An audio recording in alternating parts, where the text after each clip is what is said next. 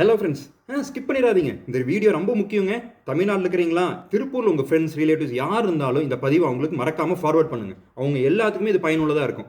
திருப்பூரில் job work பண்ணுறவங்க, printing, knitting, dyeing அந்த மாதிரி தொழில் சார்ந்தவங்களா இருந்தாலும் சரி, இல்லை கடைகணியை வச்சுக்கிட்டு வியாபாரம் பண்ணுறவங்களா இருக்கட்டும், இல்லை ரியல் எஸ்டேட் பண்ணுறவங்களா இருக்கட்டும், இல்லை பில்டிங் கன்ஸ்ட்ரக்ஷன் பண்ணுறவங்களா இருக்கட்டும், யாராக இருந்தாலுமே தொழில் நல்லா இருந்தால் தான் எல்லாத்தோட வாழ்வாரும் நல்லா இருக்கும். இப்போது திருப்பூரில் எல்லா தொழிலும் மந்தமாக இருக்குது. ஆனால் இந்தியாவில் பார்க்கும்போது ஒவ்வொருத்தருடைய வருமானம் எச்சாகிட்டு இருக்குது. பெர் கேபிட்டா அப்படிங்கிற ஒவ்வொருத்தருடைய வருமானம் எச்சாகுது அப்படின்னா நம்மளுடைய தொழில் வளரதான் செய்யணும். அதுக்கு நம்ம தானே ஆப்பர்ச்சுனிட்டி கிரியேட் பண்ணிக்கணும்.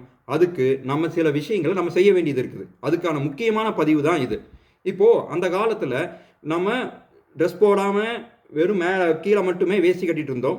அதுக்கப்புறம் நம்ம திருப்பூர் தொழில் வந்ததுக்கப்புறம் நம்ம காதர் அவரெல்லாம் வந்து தொழில் ஆரம்பித்ததுக்கப்புறம் இன்னர் வேறு எப்படி வந்துச்சு, எல்லாரும் ஹேபிட்டாக ஆயிடுச்சு. உள்ள ட்ரெஸ் போடும்போது உள்ள வேர்வையை உறிஞ்சிக்கிறதுக்கு நமக்கு இன்னர் வேர் தேவைப்பட்டுச்சு.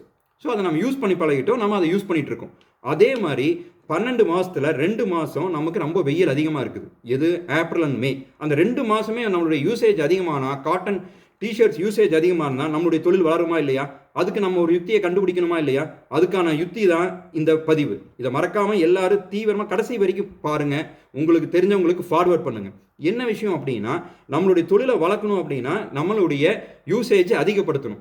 ஏன்னா இந்த காட்டன் மெட்டீரியலை யூஸ் பண்ணுங்க அப்படிங்கிறது எல்லாத்துக்கும் பயனுள்ள விஷயமா இருக்குது. அதனால் நீங்கள் எல்லாத்தையும் கொண்டு போய் சேர்த்தலாம்.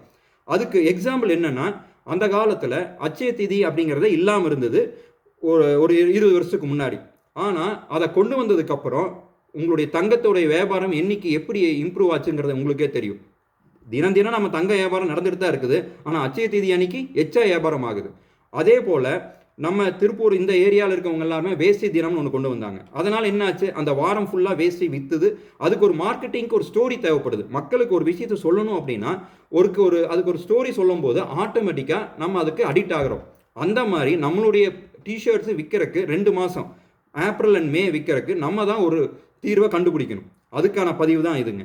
அதே போல் அந்த காலத்தில் நம்ம நோன்பு இருக்கிறது, விரதம் இருக்கிறது, மார்கழி மாதம் காலையில் போகிறது, அப்படி ஒவ்வொரு நல்ல விஷயத்தையும் நம்ம ஃபாலோ பண்ணணும்னா அதுக்கு ஒரு இதிகாசம், ஒரு வரலாறு தேவைப்பட்டுச்சு.